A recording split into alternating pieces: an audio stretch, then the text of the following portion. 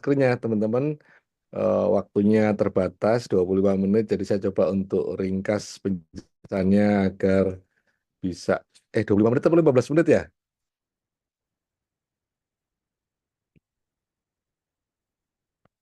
Oke. Ya, sesi ini saya kasih judul memahami esensi agar bisa melakukan eh, transformasi ya, teman-teman. Apakah sudah terlihat presentasi saya? Sudah. Udah, Mbak. Oke. Oke, jangan lupa follow saya @buki di Instagram ya. Hei, sudah lama nggak nambah ini. Oke, teman-teman, saya mau membicarakan beberapa konsep kunci. Beberapa mungkin sudah pernah dibahas di webinar lain, tapi beberapa saya rasa itu cukup baru. Kenapa baru? Sebenarnya karena insight-nya juga dari percakapan kita, keresahan guru-guru, keluhan guru-guru, sehingga itu juga mempertajam pemahaman saya gitu ya, selaku tenaga ahli. Dan ini yang kemudian insight-insight ini saya bagikan kembali kepada rekan-rekan guru. Yang pertama, teman-teman, ini konsep yang penting ya teman-teman. Transformasi pengelolaan kinerja guru adalah kontekstualisasi transformasi pengelolaan kinerja ASN. Jadi asal-usulnya teman-teman itu adalah adanya transformasi ASN. Ini yang menjadi prosesnya jadi jauh lebih ribet karena memang ada dua transformasi yang berjalan beriringan. Transformasi ASN tepatnya melalui Permen 4 RB nomor 1 tahun 2023 tentang jabatan fungsional yang menghapus soal dupa gitu ya. Menghapus soal dupa, dan ini transisinya sangat mepet sekali. Teman-teman kemudian akan mengalami bagaimana pengisian RHK di e-kinerja selama 2023, dan itu sifatnya umum gitu ya. Kemudian baru ada penyesuaian atau kontekstualisasi transformasi guru dan KS. Jadi dalam 2 tahun ini kita atau rekan-rekan itu mengalami dua transformasi. Ini yang memang menjadi salah satu isu gitu ya, salah satu isu yang tetapi teman-teman kalau dibandingkan dengan proses-proses sebelumnya, apa yang terjadi pada tahun 2024 ini atau setelah 2023 jauh lebih ringkas. Rekan-rekan kalau masih ingat pada masa lalu ada dupa, yang dupa ini juga masih ada PKG-nya untuk guru, ada PKKS-nya. Sebagai perbandingan, PKG itu panduannya aja 240-an halaman gitu ya. PKKS itu 600 halaman, kombinasinya manual, dan ada juga transisi penggunaan ke aplikasi. Sementara di tahun 2024 ini sudah tidak ada dupa lagi, teman-teman tidak perlu mengisi daftar usulan untuk angka kredit gitu ya. Sudah tidak perlu lagi ada PKG, bahkan sebenarnya juga nggak perlu lagi berlomba-lomba mengumpulkan sertifikat seperti di zaman PKG dan PKKS. Buat kepala sekolah juga jauh lebih praktis sebenarnya, karena ada banyak sekali hal-hal yang tidak perlu disiapkan untuk pengelolaan kinerja yang baru ini. Jadi memang secara keribetan terasa jauh lebih ribet karena ada dua proses transformasi. Tetapi secara substansi dibandingkan sebelum 2023, tahun ini sebenarnya jauh lebih ringkas. Memang PR-nya adalah bagaimana kita memahami proses yang lebih ringkas ini gitu ya. Nah, itu proses transisinya. Jadi ini eh, ini coba untuk memahami bagaimana kebingungan guru dan kepala sekolah gitu ya. Karena memang ada proses transformasi yang berganda gitu, yang bertumpuk. Ya, tapi teman-teman percayalah secara substansi itu jauh lebih ringkas. Yang kedua, pengelolaan kinerja ini maunya itu dijadikan sebagai proses pembelajaran gitu ya, bukan sebagai proses punishment atau hanya semata-mata hanya untuk mengejar kenaikan pangkat. Untuk kenaikan pangkat iya, tapi semangatnya, nawaitunya, niatannya itu adalah untuk pembelajaran. Pembelajaran buat siapa? Buat guru dan KS. Untuk apa belajar? Ya agar kita bisa meningkatkan kualitas pembelajaran di satuan pendidikan di kelas dan di sekolah kita masing-masing. Sehingga ini ada tiga paradigmanya, teman-teman. Jadi pola kinerja tidak lagi sebagai pengendalian, tidak lagi memangkas banyak prosedur, memangkas banyak administrasi, memangkas jumlah dokumen yang dikumpulkan gitu ya, memangkas juga indikator yang banyak, variabel-variabel untuk penilaian yang banyak di masa-masa sebelumnya, itu semuanya dipangkas. Kenapa? Karena yang diperbanyak apa? Yang diperbanyak bukan dokumen administrasinya, yang diperbanyak bukan indikatornya, yang diperbanyak adalah kesempatan dan dukungan belajarnya. Dek, ya Ya, itu. dukungan belajar di PMM maupun dukungan belajar di offline, dukungan belajar di komunitas belajar, semuanya itu diperbanyak. Dan perubahan yang paling mendasar adalah teman-teman, Iya. ya, sikap terhadap kekeliruan gitu ya. Kekeliruan tidak lagi menjadi aib yang harus ditutup-tutupi. Kekeliruan justru adalah kesempatan belajar yang perlu dikomunikasikan secara terbuka. Semakin membuka atau semakin mengkomunikasikan secara terbuka kekeliruan atau kesulitan kita, maka eh, semakin tinggi pula penilaian yang akan didapatkan.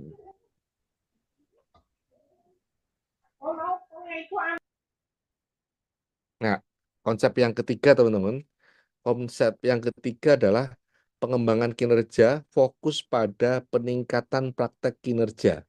Ya, jadi fokusnya jelas ya. Fokusnya peningkatan praktek kinerja dengan mempertimbangkan pengembangan kompetensi.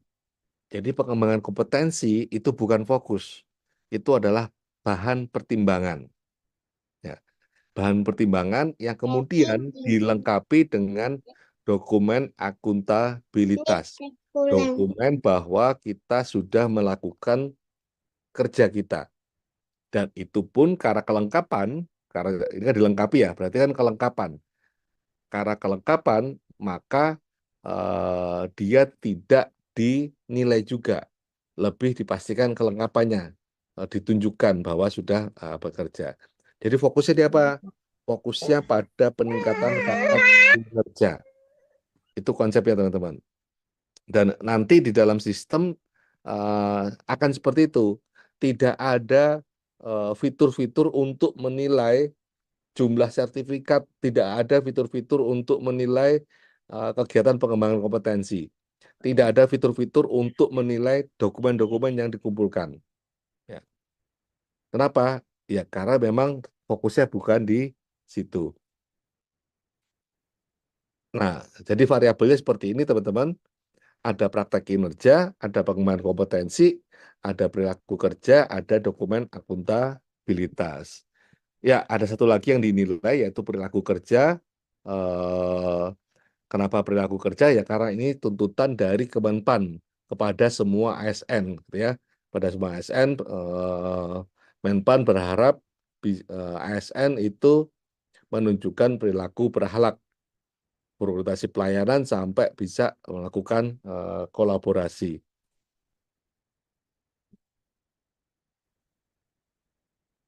Nah, indikator-indikator praktek kinerjanya juga sederhana, teman-teman. Indikator-indikatornya terkait dengan sesuatu yang memang terjadi di kelas dan di sekolah, gitu ya. Indikator kinerja guru ini, keteraturan suasana kelas, penerapan disiplin positif, umpan balik konstruktif, aktivitas interaktif, sampai instruksi pembelajaran. Artinya apa? Artinya ketika kita ngurusin pengulangan kinerja, berarti kita ngurusin praktek kinerja. Ketika kita ngurusin praktek kinerja, ya berarti kita ngurusin kerjaan kita sendiri. Kalau kita meningkatkan praktek kinerja, ya berarti kita meningkatkan pekerjaan kita sehari-hari.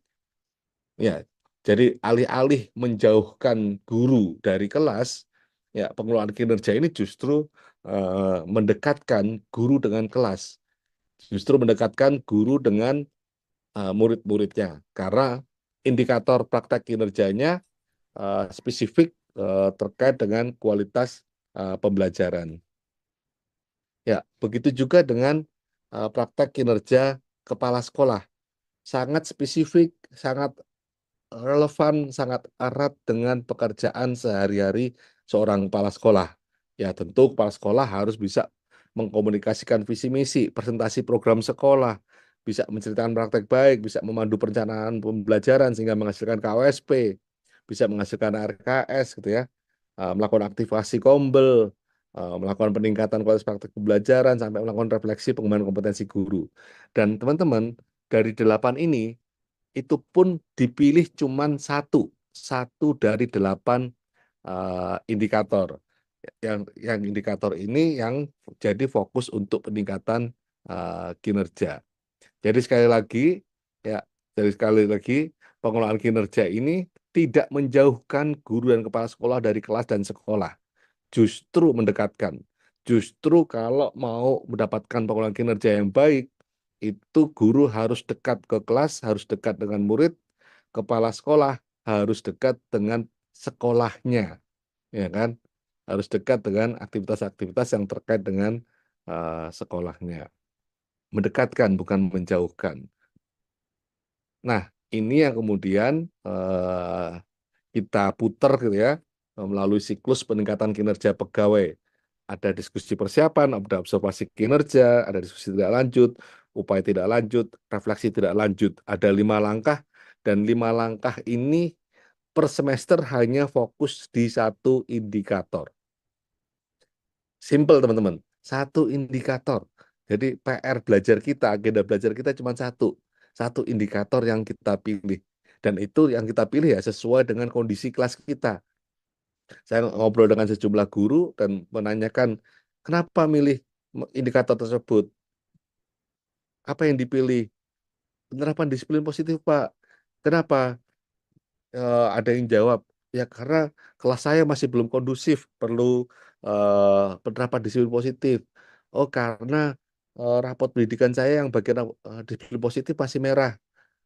Oke, nah itu teman-teman. Jadi sangat relevan membantu guru-guru untuk menjalankan tugas secara optimal.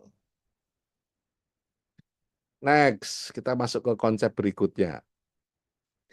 Konsep berikutnya, angka kredit didapatkan dari penetapan predikat kinerja pegawai, bukan dari jumlah sertifikat.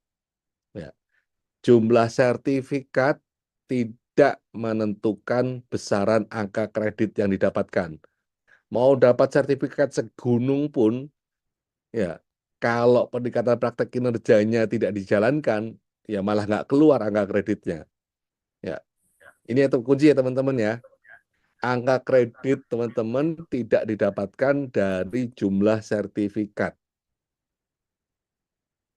Ya, jadi sudah berhenti untuk berlomba-lomba mendapatkan sertifikat. Tidak berpengaruh ke angka kredit. Ya, cuman bikin capek aja itu.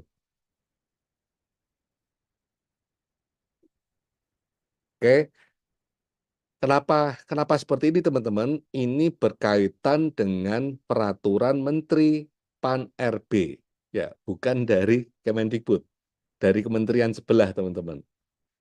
Jadi ada regulasinya. Regulasinya sudah diluncurkan semenjak Januari 2023. Jadi Kemenpan RB nomor 1 tahun 2023 yang menghapus tentang dupa.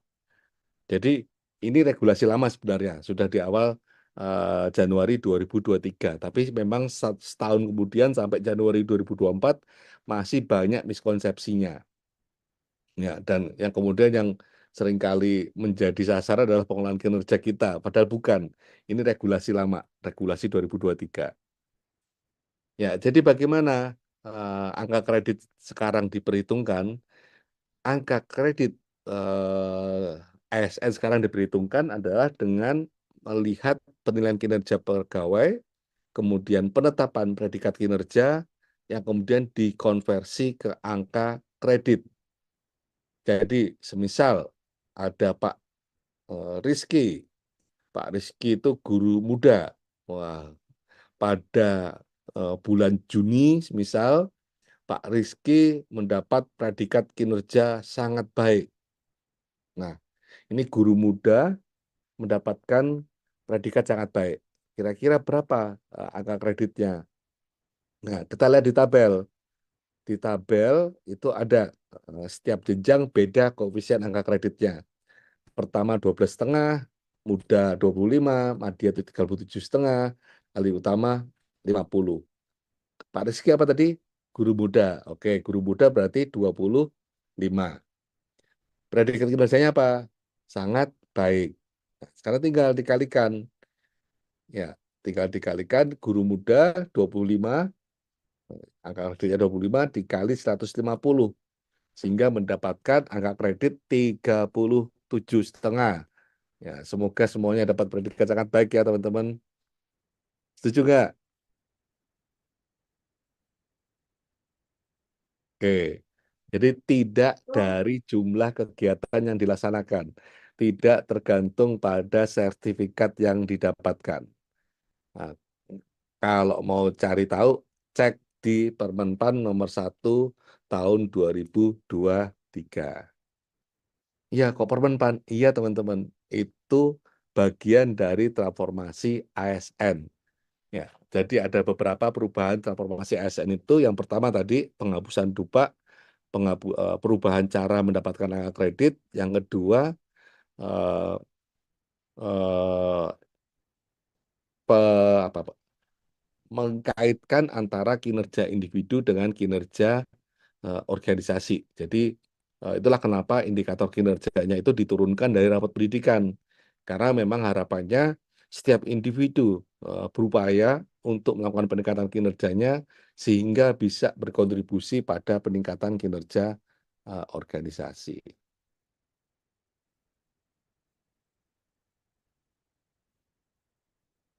Next. Nah, ini yang jarang diketahui. Ini insight dari rekan-rekan guru. Pengembangan kompetensi teman-teman niatannya itu digunakan untuk mempersiapkan guru kepala sekolah meraih karir sesuai minat tapi tetap realistis gitu ya. Jadi pengembangan kompetensi beda jalurnya dengan praktek kinerja. Kalau praktek kinerja, di praktek kinerja nanti ada pelatihannya juga, tapi fokus untuk perbaikan kinerja. Sementara yang pengembangan kompetensi itu tujuannya itu mempersiapkan guru kepala sekolah meraih karir gitu ya. Jangan terlena teman-teman. Meskipun meskipun kinerja kita baik, angka kredit kita cukup, tapi kalau mau naik jenjang jabatan dari guru pertama ke guru muda, dari guru muda ke guru madya, dari guru madya ke guru utama, itu kita harus lulus UKKJ, ya, uji kompetensi kenaikan jabatan. Nah, jangan terlena. Jangan terlena nanti menjelang UKKJ baru bingung meningkatkan kompetensi, baru bingung ngerjain ujiannya. Terus akhirnya ujiannya nggak lulus. Terus akhirnya nggak jadi naik kenaikan jabatan, nggak jadi guru utama, gitu ya. Nah, pengembangan kompetensi itu membantu guru-guru agar terus merawat dan meningkatkan kompetensinya. Sehingga nanti ketika waktunya kenaikan jenjang jabatan, ketika waktunya mengikuti UKKJ, guru-guru sudah siap, ya, sudah dicicil jauh-jauh hari belajarnya. Sehingga ketika UKKJ, UKKJ mah simple gitu ya. Karena sudah belajar, sudah dicicil setahun 2 tahun sebelumnya. Ya, jangan dadaan, gitu ya. Eh, tahu bulat aja yang digoreng dadaan. Kompetensi jangan. Oke? Ya. Oh, apa? Cuma untuk kenaikan jenjang pangkat? Enggak, teman-teman. Tapi juga membantu guru kepala sekolah untuk eh, menentukan pilihan karir lainnya. Ya, semisal kalau mau Jalan jadi sekolah pemimpin, semua. ya, kalau mau jadi leader, mau jadi pemimpin, bisa mengikuti pelatihan-pelatihan tentang kepemimpinan. Kalau mau jadi penulis, bisa ambil pelatihan-pelatihan tentang kepenulisan. Kalau mau jadi konten kreator, bisa ambil pelatihan-pelatihan tentang konten kreator, gitu ya, atau program-program yang terkait. Jadi memang pengembangan kompetensi ini untuk meraih karir, teman-teman. Apakah untuk naik jabatan ataupun karir yang lainnya. Nah, karena itu nanti, oke, kita masuk sini. Nah, ini pengembangan kompetensi. Karena itu teman-teman, maka poin yang diharapkan untuk dikumpulkan oleh rekan-rekan guru dan kepala sekolah itu di level yang realistis, 32 poin per semester. Jadi diharapkan cuma mencapai 32 poin per semester. Kalau sudah mencapai 32 poin, maka nanti sistem akan merujuk pada pilihan sesuai dengan ekspektasi atasan, sesuai ekspektasi pimpinan. Kalau kurang dari 32 poin, akan dirujuk ke di bawah ekspektasi pimpinan. Dan lebih dari 32 poin, itu sudah di atas ekspektasi pimpinan. Lebih berapa? Lebih 33 poin pun sudah di atas ekspektasi pimpinan. Oke? Jadi nggak perlu ngejar banyak-banyakan sertifikat. Ya, nggak perlu ngejar banyak-banyak sertifikat. Fokus ke 32 poin. Ya, sesuai ekspektasi. Realistis. Ya, termasuk realistis untuk menyiapkan kesiapan Bapak Ibu sekalian untuk mengikuti UKKJ untuk kenaikan jenjang jabatan bila angka kreditnya sudah cukup nanti. Gitu ya teman-teman ya. Paham manfaatnya kan ya. Jadi manfaatnya itu. Oh, jadi manfaatnya juga buat Bapak Ibu guru sekalian, bukan buat kementerian. Poinnya itu nggak dikumpulkan buat kementerian. Kementerian juga nggak bisa buat apa-apa. Poinnya juga bukan buat saya. Buat saya juga nggak ada gunanya poin. Poinnya juga bukan buat kepala sekolah atau buat dinas juga bukan. Poinnya itu hanya penanda bahwa kita telah belajar, kita terus merawat kompetensi kita, sehingga ketika dibutuhkan, ketika menghadapi UKKJ, kita siap. Tidak belajar dadaan, tidak SKS gitu ya, tidak sistem kebut semalam. Kita kerjakan perlahan-lahan, kita cicil selama setahun, 2 tahun. Insya Allah 2 tahun bisa naik jenjang jabatan. Nah, ini contoh-contohnya teman-teman. Saya berikan beberapa contoh-contoh yang sangat mudah dan ini sudah di atas sudah sesuai ekspektasi pimpinan. Jadi cukup mengambil 3 kegiatan teman-teman. Yang pertama, ikut sesinya Kombel. Poinnya berapa? 4 poin. Berapa kegiatan? 2 kali aja. 2 kali aja, nggak usah banyak-banyak. 2 kali kegiatan. Sudah total 8 poin. Terus ikut apa nih? Ikut BIMTEK, ikut pelatihan, ikut webinar. Satu kegiatannya 8 poin. Ya, jumlah kegiatannya satu aja. Satu semester satu. Total 8 poin. Terus ikut pelatihan mandiri di PMM. Poinnya berapa? 8. Ikut berapa kali? 2 kali aja semisal. Sudah 16 poin. Di total sudah 32 poin. Ya, 32 poin ya teman-teman ya. 32 poin ini butuh waktu berapa lama? Bentar. 32 poin ini cukup diraih dengan waktu total 40 jam per semester atau 7 jam per bulan atau 1,6 jam per minggu ya. 1,6 jam per minggu. Sangat realistis dilakukan. Oke. Wah, 1,6 jam per minggu terlalu berat Pak Buki. Saya mau yang lebih ringan lagi. Oke, saya carikan yang lebih ringan lagi. Ya, ini lebih ringan teman-teman. Ya, ikut kombel 2 kali kegiatan 8 poin.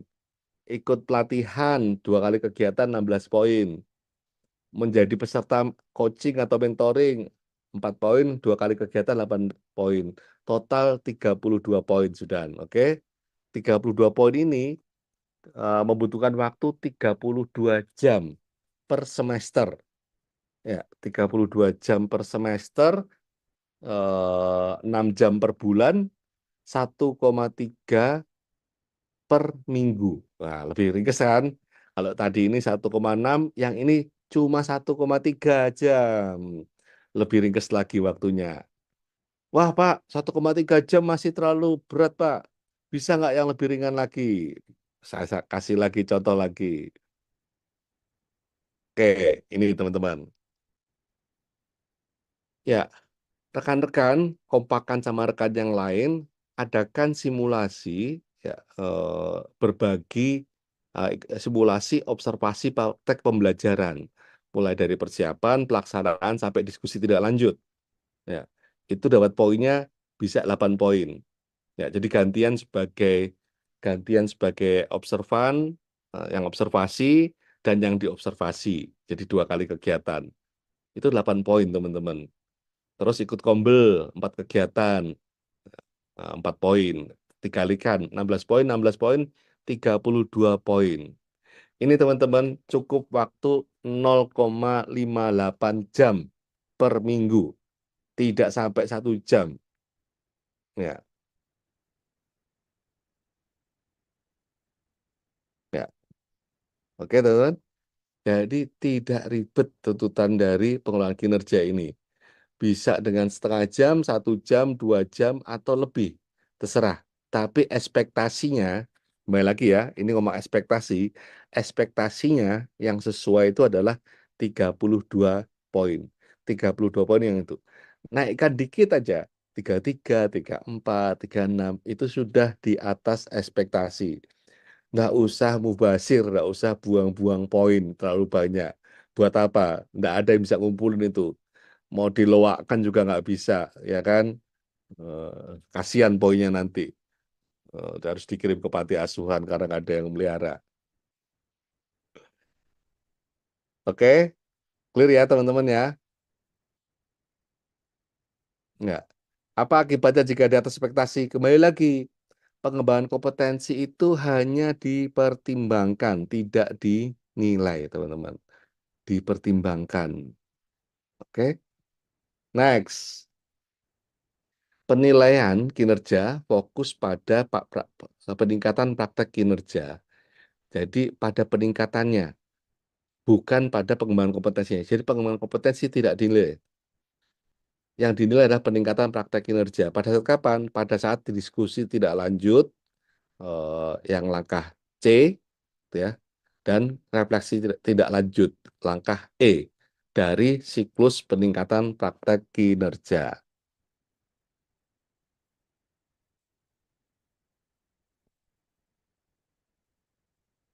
Oke, seperti ini teman-teman. Yang dinilai apa? Jadi bukan observasi kelas yang dinilai teman-teman ya. Yang dinilai adalah upaya refleksinya, upaya mempelajarinya, sama perubahan prakteknya. Observasi kelas itu di B, tidak dinilai. Yang dinilai adalah di C dan di E. Ingat itu teman-teman. Oke, apa sih pertanyaannya? Ya pertanyaannya tadi, apakah pegawai guru KS bisa mengakui kelemahan diri yang perlu ditingkatkan? Terus bagaimana upaya pegawai untuk meningkatkannya itu? Terus bagaimana dari mempelajari itu menjadi terjadi perubahan praktek di kelas atau di sekolah? Next, terakhir, terakhir teman-teman, kerjakan pengelolaan kinerja dengan baik, tunjukkan praktek baiknya, dan kemudian nanti saya undang rekan-rekan untuk berbagi praktek pengelolaan kinerja di Temu Pendidik Nusantara tanggal 2 dan 3 November 2024 di Gelora Bung Karno, Jakarta. Jadi mari kita praktekkan baik-baik pengelolaan kinerja guru dan kepala sekolah yang berdampak pada peningkatan kualitas pembelajaran. Begitu dari saya kembali lagi ke Bu Anggi. Oke, baik. Terima kasih Pak Buki. Ini tuh daging banget ya. Kayaknya udah banyak yang senyum-senyum teman-teman di sini. Tadi kayaknya masih kayak wajah-wajahnya, aduh stres gimana kayak gitu. Semakin ke bawah kayaknya semakin positif tuh komentar-komentarnya. Oke, baik Bapak Ibu. selanjutnya akan kita buka sesi tanya jawab untuk Bapak Ibu semuanya. Oke, saya akan buka 2 penanya ya pada sesi ini. Wah, udah langsung ada yang raise hand. Oke, pertama dari Bu Nur Hikmah ya. Oke, silakan Bu Nur Hikmah. Ya, terima kasih kesempatannya untuk Ibu Moderator. Terima kasih juga untuk ilmunya. Untuk pemateri pertama, mungkin sederhana ya karena saya kan dari guru swasta sebenarnya, bukan ASN, cuma alhamdulillah di tahun 2023 ini diangkat sebagai dapat penempatan untuk P3K. Jadi mungkin ada sedikit ini ya, perbedaan nanti kan ya dari penilaian kinerja tersebut. Yang saya mau tanyain itu dari sekarang kita dari swasta pun sudah dituntut untuk pengisian PMM itu untuk kinerja sesuai dengan munculnya rapot guru, apa yang harus ditingkatkan kompetensinya, kemudian apa yang harus diperbaiki lagi, seperti itu. Nah, per tanggal ini kan sudah disetujui sama kepala sekolah yang memang dari swasta. Nah, nanti kalau misalkan ternyata itu kan maksudnya saya memilih indikator yang saya pilih itu kan disesuaikan dengan karakter sekolah saya ya. Disesuaikan dengan karakter sekolah saya. Mungkin nanti ketika saya sudah penempatan di sekolah yang baru pertengahan ya, mungkin di pertengahan ini saya menemukan karakter yang berbeda dari sekolah saya yang lama. Seperti itu. Apakah yang saya isi atau yang saya pilih atau yang sudah disetujui oleh kepala sekolah itu masih bisa dirubah? Seperti itu mungkin pertanyaan saya. Terima kasih sebelumnya. Assalamualaikum warahmatullahi wabarakatuh. Oke. Iya. Ya. Oke, teman-teman masih jawab ya, Bu Agi ya? Boleh, Pak. Ya. Jadi pengulangan kinerja ini yang wajib hanya guru ASN. Ya. Tetapi karena ini adalah sebuah terobosan yang bagus, bahkan di level global, guru swasta boleh menggunakannya, tapi tidak wajib. Itu nanti silakan dikoordinasikan dengan yayasan masing-masing. Nah, ASN itu ada 2 ya, ada PNS, ada P3K. Ya, beda dengan tahun 2023, di tahun 2024 yang pakai pengulangan kinerja ini tidak ada perbedaan sistem dan regulasi kepada P3K dan PNS. Satu pengelolaan kinerja ASN yang sama baik untuk PNS maupun P3K. Itu untuk status P3K-nya ya. Nah, bagaimana kalau dimutasi? Ya, ini sebenarnya tidak hanya di P3K ya, di guru PNS juga sangat mungkin dimutasi. Secara prinsip, yang pertama, apabila itu di awal-awal atau berdekatan dengan perencanaan, maka SKP-nya bisa disesuaikan. Tetapi kalau sudah di ujung-ujung akhir, jadi sudah di bulan Mei, di Juni, itu dimutasi, SKP-nya tetap dilanjutkan. Jadi tidak perlu direvisi SKP-nya. Toh nanti Juli sudah akan canaan SKP baru lagi, gitu ya. Dan begitu juga seterusnya. Kalau nanti bulan Agustus mutasi bulan Agustus, maka itu perlu revisi SKP. Tapi kalau sudah di Oktober, November, itu tetap dilanjutkan. Kenapa teman-teman? Karena pada dasarnya ini poin keduanya. Jadi itu poin pertamanya gitu ya, adaptif ya. Yang poin keduanya, pada dasarnya teman-teman, seluruh 8 indikator itu pada dasarnya berpengaruh terhadap capaian hasil belajar murid. Ya. Jadi kalau tanya mana dari 8 itu yang berpengaruh, semuanya berpengaruh. Ya. Cuman bedanya besaran pengaruhnya beda-beda. Besarannya itu yang nanti tergantung pada hasil rapot pendidikan. Jadi meskipun nanti mungkin di tempat baru tidak sesuai dengan rapot pendidikan sekolah yang baru, pada dasarnya, pada prinsipnya upaya peningkatan praktek kinerja pada indikator tersebut tetap berpengaruh pada hasil belajar murid. Ya, meskipun mungkin bobotnya tidak sebesar kalau disesuaikan dengan rapat pendidikan. Tapi kan sekarang karena kita sudah 6 bulan sekali, tidak lama kok. Itu mungkin 2-3 bulan sudah akan bisa revisi di bulan Juli atau kalau di akhir tahun di bulan Januari sudah bisa revisi. Oke, begitu. Baik, terima kasih Pak. Semoga sudah jelas ya atas jawaban dari Pak Buki. Oke, selanjutnya silakan kepada Bu Mulyani. Oke, terima kasih. Selamat malam Pak Buki, Mbak Anggi. Selamat malam, silakan pertanyaannya. Yang mau saya tanyakan singkat aja. Tadi kan disampaikan poin untuk pengembangan kompetensi itu kan minimal 32 ya Pak Buki. Gimana kalau seandainya kita sudah mendapatkan poin lebih dari 32, tetapi yang poin yang kita peroleh itu tidak sesuai dengan RHK yang diinputkan. Gimana tuh Pak? Terima kasih sebelumnya. Terima kasih. Oke, terima kasih Bu Yani dan rekan-rekan semua. Ini banyak sekali pertanyaan soal ini. Jadi teman-teman, kalau di sistem tidak ada adjustment atau penilaian apapun. Ya, jadi kalau semisal kita ngejar 36 poin, terus tercapai 32 poin, di sistem tidak ada apa-apa. Ya, hanya keterangan capaian poinnya saja. Nah, jadi siapa yang kemudian mempengaruhi, yang menggunakan poin itu dalam pertimbangan sebagai pertimbangan untuk penilaian kinerja, yaitu kepala sekolah atau pengawas sekolah. Ya, jadi kalau ditanya apa dampaknya, ya dampaknya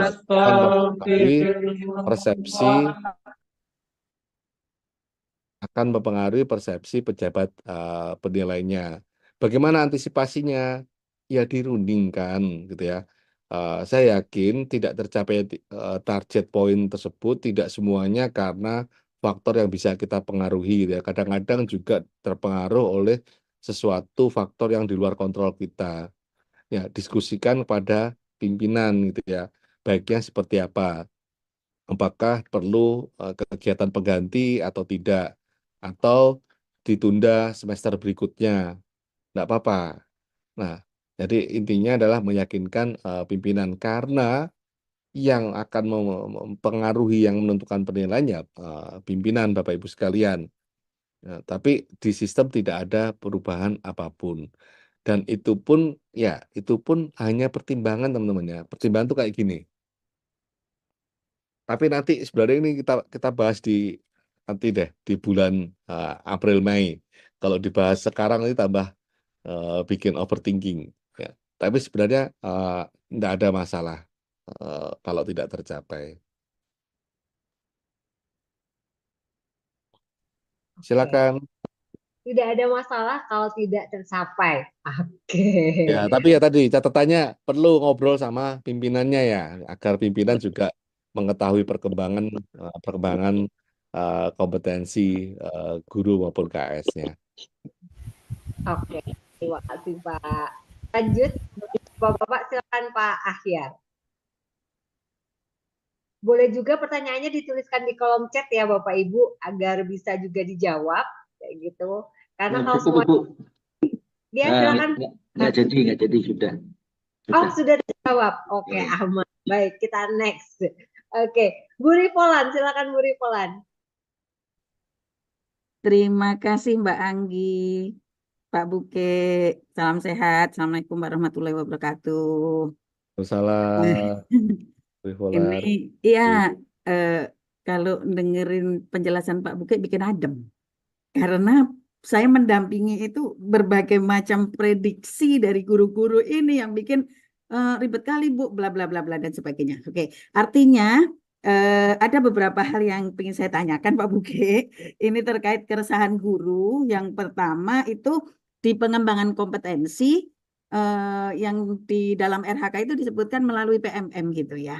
Nah ini bagi guru yang sudah terbiasa PMM, udah itu ringan gitu. Tetapi yang selama ini apa ya, nggak mau mau begitu perkembangan PMM, dia merasa berat. Kemudian katanya, nah nanti kan poinnya itu kan buktinya adalah sertifikat. Sementara sertifikat verifikasi PMM sangat lama gitu. Itu satu.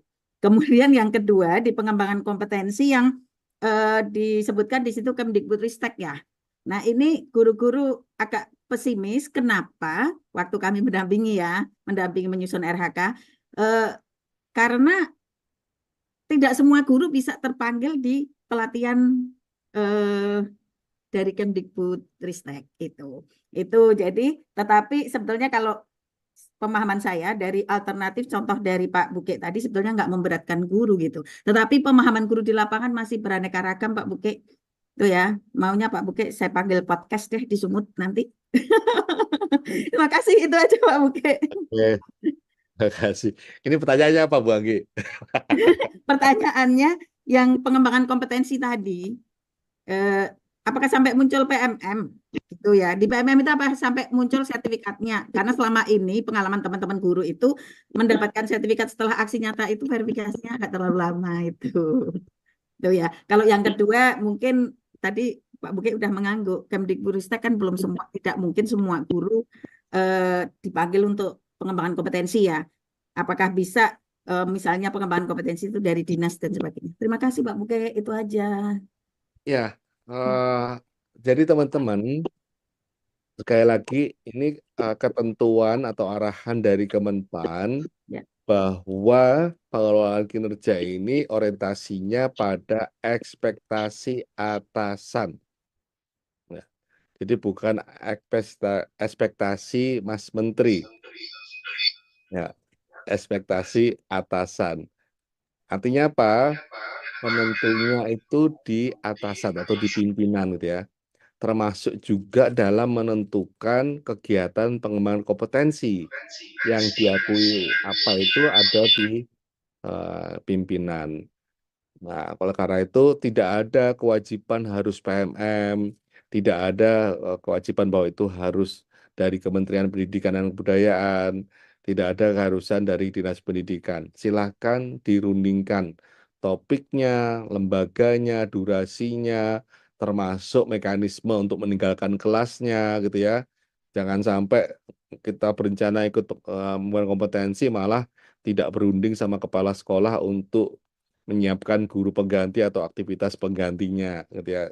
Itulah kenapa penting. Jadi penekanannya memang pimpinan teman-teman. Ya, ya meskipun saya tahu pimpinan Bapak Ibu sekalian nggak semuanya enak diajak ngomong gitu ya. Nggak semua pengawas seperti Bu Rivolan kan.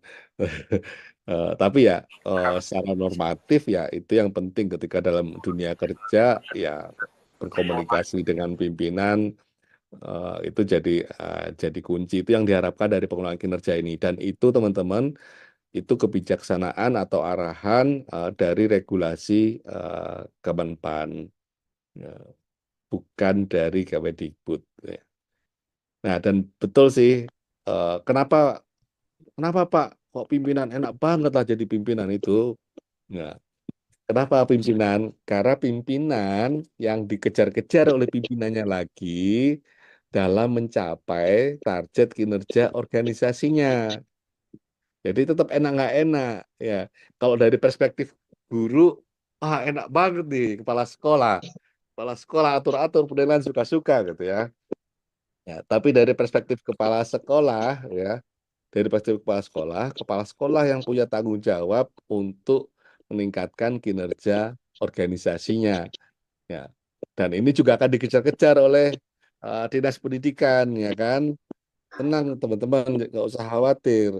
Setiap orang sudah ada yang bertugas mengejarnya.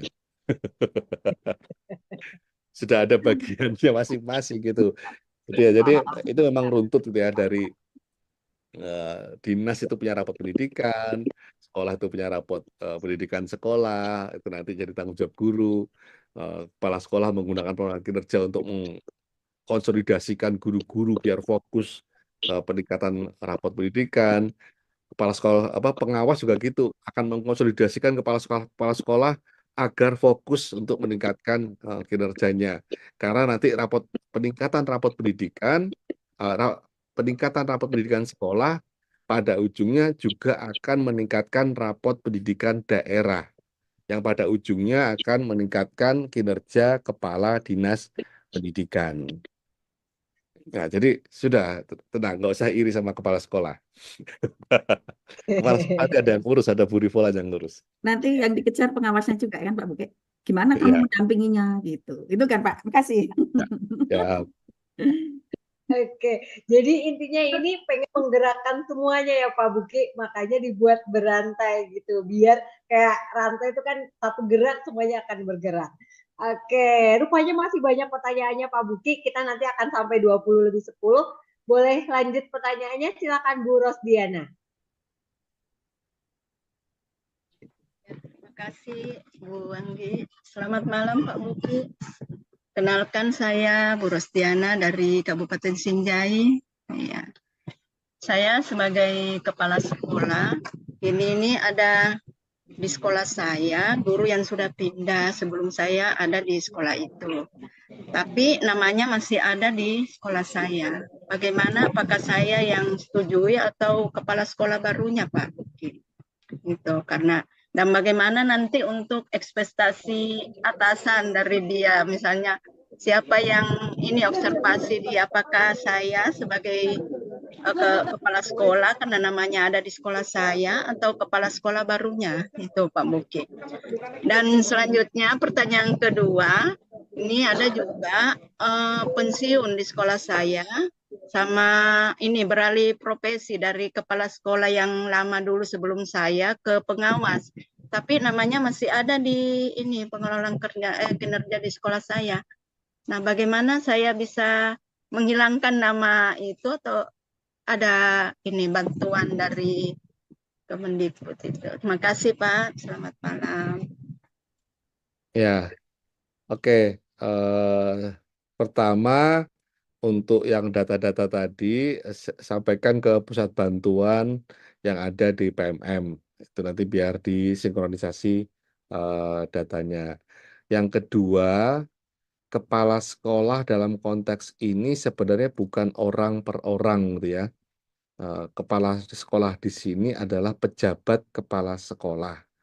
Artinya Pak, artinya meskipun pejabatnya berganti, tapi tetap ya. Jadi yang menyetujui dan yang menilai itu adalah Kepala Sekolah Dasar Negeri 1 Bogem, gitu ya. Bukan Bu Siti atau atau Pak Agus atau gitu. Ya, tapi pejabat yang orang yang menjadi pejabat kepala sekolah tersebut. Sehingga ketika ada penggantian tetap berjalan.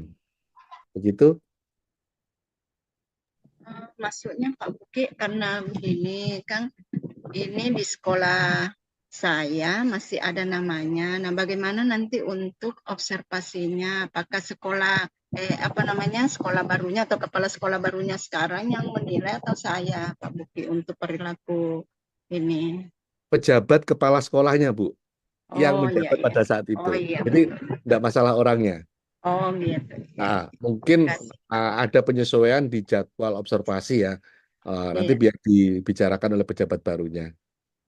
Oh iya. Makasih Pak. Alhamdulillah.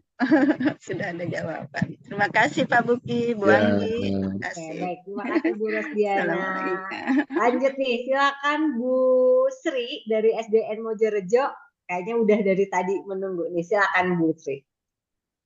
Terima kasih Bu Anggi, Pak Buki. Ya, saya mau bertanya yang sering Ya, Pak Buki, silakan. Pak. Terima kasih. Memang pengelolaan kinerja ini menjadikan viral sekarang. Namun kami selalu mencoba Bu Anggi. Nah, kemarin itu memang kita mulai tanggal 2 itu mencoba-coba. Kemudian untuk ini Pak, pengembangan kompetensi. Memang yang kemarin sempat kita otak-atik 32 gimana. Lah kemudian kami ini Pak Buki mencoba memberdayakan KKG, Kombel yang ada di KKG, Kombel yang ada di sekolah kami, yaitu dengan jalan begini untuk memenuhi lebih mudah dulu ya Pak. Sebagai peserta 6 kali sudah dapat 24 Pak Buki. Kemudian paling tidak dia sebagai narasumber. Pasti semua guru itu memiliki praktik baik di kelasnya, kemudian dia membagikan. Karena dengan tujuan kami begini Pak Buki, makin banyak praktik baik yang disebarkan kepada guru-guru, maka kualitas pembelajaran terhadap murid itu makin baik. Itu yang pertama, Pak. Kemudian yang kedua, Pak Buki, yang saya tanya, itu kan ada sebagai observer. Observer teman itu loh, Pak. Itu apakah yang memberikan sertifikat itu kepala sekolah atau gimana, Pak? Nah, kemudian pada waktu observasi, Pak Buki. Nah, guru saya itu misalnya 24. Apakah harus kepala sekolah saja? Apakah boleh kita minta bantuan guru senior? Atau harus kepala saja? Kalau dulu kan ada di penilaian kinerja guru, ada yang diberi tugas.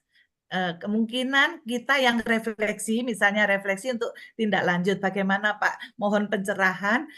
Saya memang, tapi ini tantangan bagi kami Pak Buki, tantangan untuk selalu mencoba, karena dengan mencoba itu ada salah, kita bisa memperbaiki. Karena pertama kami membuat draft dulu Pak Buki, baru kami setujui itu tanggal 25 kemarin, setelah menemukan untuk bagaimana mengembangkan kompetensinya itu. Terima kasih Pak Buki, ini saya sampai ikut ngantuk-ngantuk ikut aja Pak Buki, karena ingin pencerahan dari sumbernya. Matur nuwun, nggih Pak Buki. Iya. Yang pembicaranya juga ngantuk Bu masalahnya. Kemana kopi? Yang pertama apa tadi Bu Anggi? Di-request Bu Anggi. Tadi ada pertanyaan siapa yang memberikan sertifikat observasi kayak gitu dari observasi antar teman itu Pak. Kemudian yang kedua, kalau gurunya banyak terus tugas kepala sekolah semua tuh. Apa boleh ada guru senior yang kita tunjuk? Oke. Boleh. Ya. Observasi itu ada dua. Ada observasi di praktek kinerja, ada observasi di pengembangan kompetensi. Ya, sifatnya berbeda. Kalau di observasi pengembangan kompetensi, karena dia adalah upaya untuk merawat kompetensi agar guru siap naik karirnya, naik jenjang jabatannya, itu bisa aja pakai surat tugas kepala sekolah buat guru-guru yang berinisiatif untuk melakukan simulasi. Jadi itu kan yang melakukan simulasi itu harapannya ya simulasi duluan aja, observasi antar rekan kerja. Itu sebenarnya pakai SK kepala sekolah aja juga, atau surat tugas dari kepala sekolah cukup. Jadi tidak perlu dinilai yang pengembangan kompetensinya itu. Tapi yang dipastikan adalah memang prosesnya terjadi. Jadi ya jangan abal-abal gitulah ya. Ngono yang ngono ngajak ngono gitu ya gitu tapi jangan gitu ya. Dipermudah ya jadi mudah tapi jangan anu lah. Kasih hati jangan anu jantung gitu kan. Tapi intinya nggak perlu SK itu surat tugas cukup. Yang di praktek kinerja itu memang menjadi tanggung jawabnya dari kepala sekolah, dan kepala sekolah memang harus mengobservasi, mencatat perilaku-perilaku kunci yang muncul selama observasi tersebut sebagai baseline. Ya, meskipun begitu, tugasnya itu, ya jadi itu tanggung jawab kepala sekolah, bukan tugas kepala sekolah. Tanggung jawab kepala sekolah. Nah, tanggung jawabnya tetap di kepala sekolah, tetapi tugasnya bisa didelegasikan pada tim kerja. Tim kerja itu yang direkomendasikan ya, yang direkomendasikan wakil kepala sekolah. Kalau wakil kepala sekolah nggak ada, guru penggerak. Kalau guru penggerak nggak ada, guru dengan jenjang jabatan tertinggi. Nah, itu bisa menjadi tim kerja. Nah, meskipun begitu, yang tanggung jawabnya tetap di kepala sekolah, bukan di tim kerja tersebut. Jadi yang nanti tanda tangan dan segala macam tetap kepala sekolah. Oke, udah nggak mumet ya, bisa punya tim kerja, nggak kerja sendirian, tapi tanggung jawab tetap pada kepala sekolah. Oke, baik. Kita next, silakan Pak Abdul, Marta Nurdin.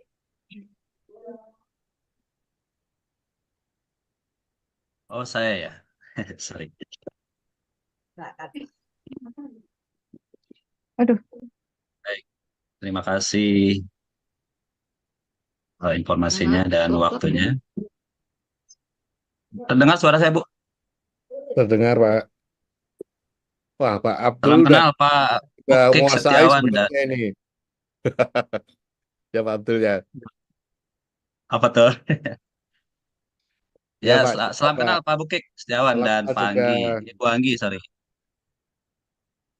Ya, tadi saya sudah dapat pencerahan tadi Pak Bukik tentang materinya. Saya sedikit sharing saja kepada teman-teman. Kebetulan saya juga kepala sekolah di SMK Negeri 1 Tangerang Selatan. Tadi ada perihal tentang apa tuh? Bagaimana kalau guru yang sudah disetujui oleh kepala sekolah masih bisa dirubah, gitu ya. Kalau menurut saya sih masih bisa dirubah, Ibu, ya.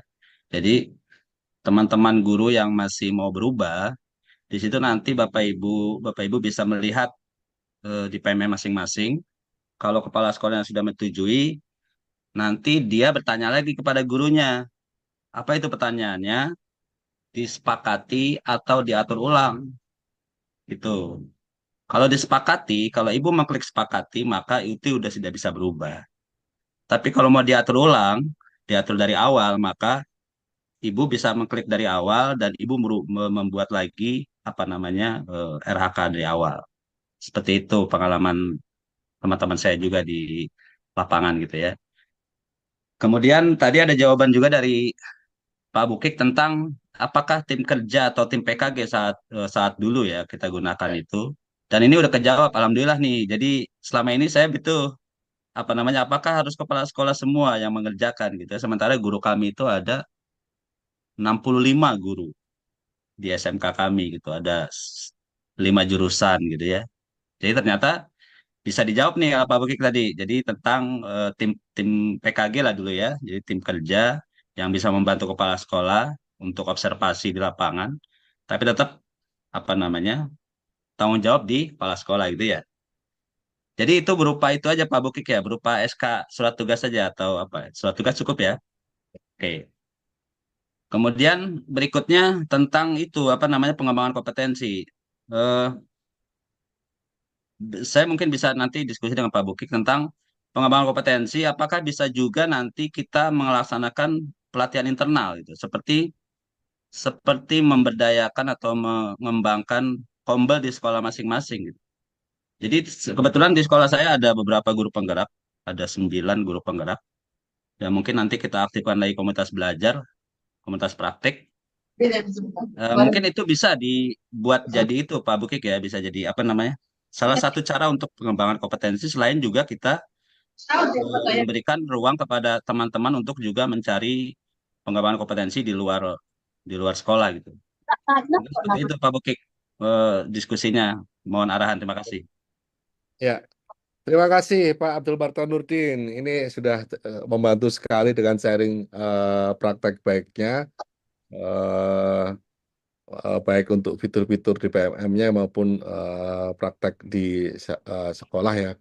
Nah, yang terkait dengan pengembangan kompetensi, ya pengembangan kompetensi memang sekarang ini dibuka cukup longgar karena orientasinya kan pada pimpinan. Harapannya pimpinan memang lakukan pengelolaan proses pengembangan kompetensi guru-gurunya, termasuk melalui komunitas belajar. Jadi bisa kepala sekolah apakah dirinya sendiri menjadi pemimpin kombel atau minta kerelaan dari guru untuk menjadi pemimpin kombel atau penggerak kombel, kemudian mengaktifkan kegiatan komunitas belajar itu eh, secara berkala gitu ya. Berkalanya silakan diatur sesuai dengan kesibukan di sekolah masing-masing dan itu sudah cukup. Itu sudah cukup untuk dilaporkan ke pengelolaan kinerja PMM. Jadi sangat sangat sederhana teman-teman. Pokoknya kalau kepala sekolahnya sebaik Pak Abdul Marta ini pasti lebih mudah itu bisa diatur. Artinya kita nggak usah ribet soal administrasi, suratnya, SK-nya, gitu ya.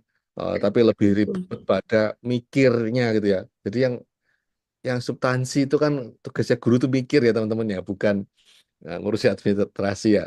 Maksudnya ya ada posisi lain lah yang memang fokusnya ngerjain administrasi. Kalau guru kan mikir. Jadi mana sih indikator yang paling berdampak, mana sih kegiatan yang paling bermanfaat, mana sih yang paling bermanfaat. Itu kan yang perlu dipikirkan. Dan wajar kalau kita pusing di situ karena itu sesuatu yang esensial, sesuatu yang substansial gitu ya, sesuatu yang bermakna. Itu memang kita layak pusing di sana. Pusing, maksudnya pusing itu bukan pusing karena dikejar-kejar gitu ya, tapi lebih pusing. Ini mana yang berdampak, mana yang bermanfaat. Tips teman-teman, apalagi buat Pak Abdul Marta tadi, tipsnya kalau jumlah gurunya banyak dan jumlah gurunya ada guru-guru yang menonjol kompetensinya, didistribusikan juga teman-teman keterlibatan guru-guru dalam pengembangan kompetensi tidak hanya sebagai peserta, tapi juga sebagai kontributor gitu ya. Apakah kontributor dalam hal komunitas belajar atau kontributor dalam hal pembuatan atau penelaah konten-konten atau sumber-sumber belajar. Kenapa?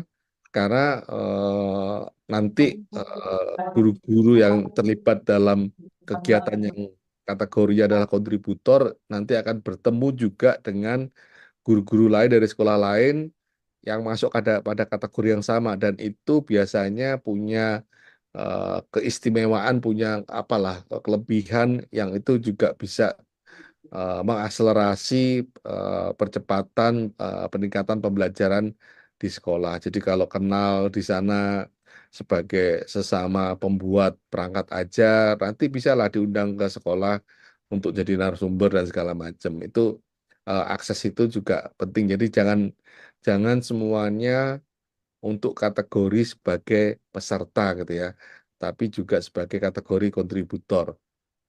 Kalau semuanya nanti peserta nanti yang bangun ini nggak ada. Jadi di apa namanya dibagilah gitu ya. Kalau kepala sekolahnya atau pengawasnya melihat ada guru atau kepala sekolah yang menonjol, fasilitasi untuk memilih pengembangan kompetensi kategori kontributor.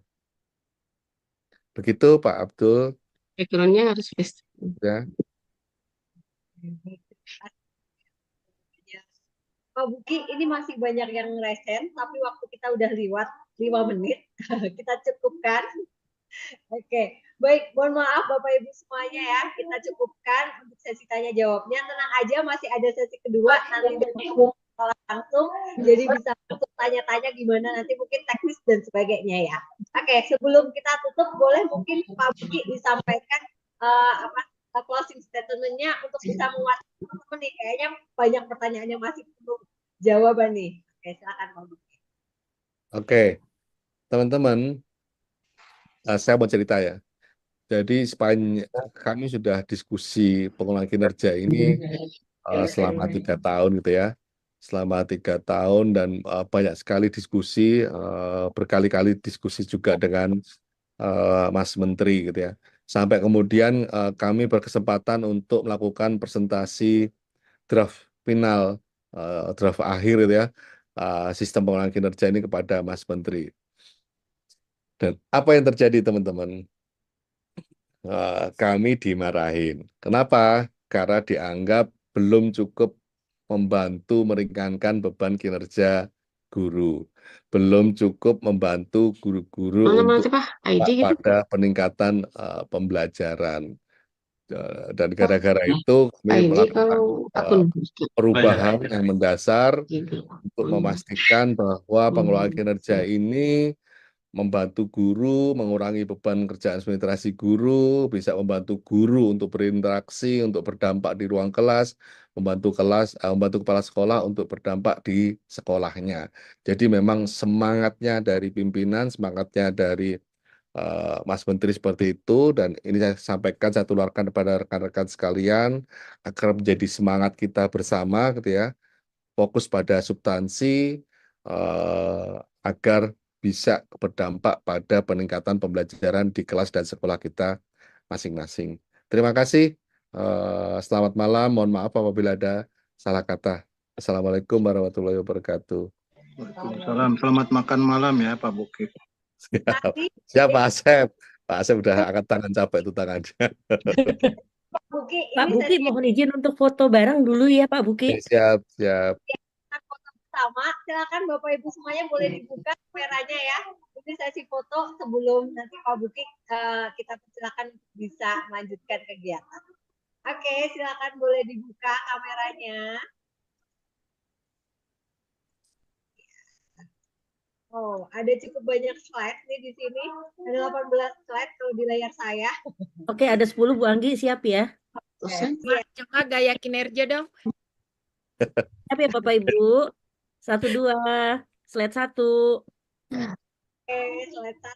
Silakan. slide 2,